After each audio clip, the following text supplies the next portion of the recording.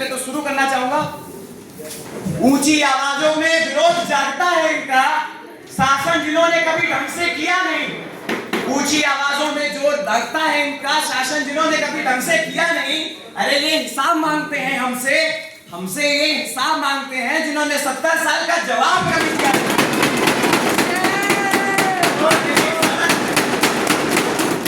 माननीय सदन अध्यक्ष महोदय और मेरे समस्त विपक्ष और रूलिंग के सांसदों को मेरा नमन।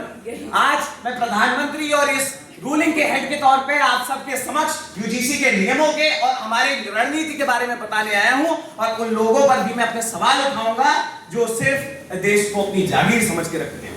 महोदय, मैं गुजरात के वादनगर से आता हूं, जहां पर जब एक छोटा व्यक्ति या फिर एक छोटा छात्र विश्वविद्यालय में जाता है तो वह हमेशा सोचता है कि वह केवल किताबें नहीं चुनेगा, वह एक व्यवस्था पर विश्वास करता है, और उस व्यवस्था पर उसका विश्वास कायम रहे कि हमारी रणनीति में आना चाहिए, कि हमारी जिम्मेदारी होनी चाहिए।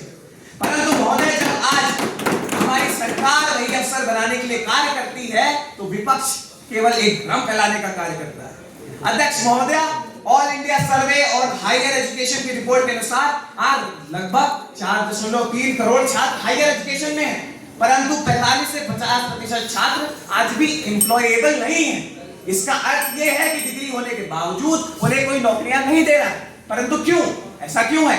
ये एक दिन में बनी हुई समस्या नहीं है महोदय, या एक सवाल हमारी पूरी व्यवस्था से है कि अगर भारत 150 करोड़ लोगों का भारत इतनी बड़ी शिक्षा व्यवस्था है तो आज ये मुद्दे क्यों उठ रहे हैं?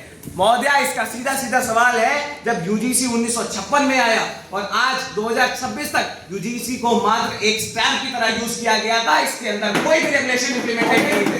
इसी के तहत एक डिग्री बनी थी जिसके तहत छात्र पढ़ते गए और उनकी डिग्रीज का कोई महत्व नहीं रह गया। महोदय, सरकार में इंप्लीमेंटेशन और स्ट्रक्चरल गैप्स थे जिसकी वजह से आज तक कोई इंप्लीमेंटेशन नहीं हुई।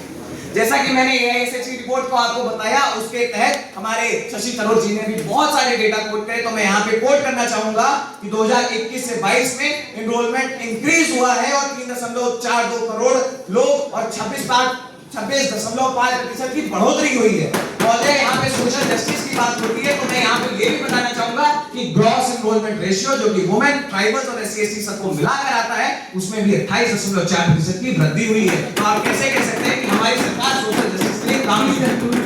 महोदय, अंत में मैं बस यहाँ पर एक वादे के रूप में नहीं कहना चाहता हूं, हमारे पक्ष विपक्ष ने बहुत सारे मुद्दे कहे, लेकिन यूजीसी की निगेटिव बातों पर बात हुई, लेकिन यूजीसी के रेगुलेशंस पर मेरे हिसाब से महोदय किसी ने बात नहीं करी।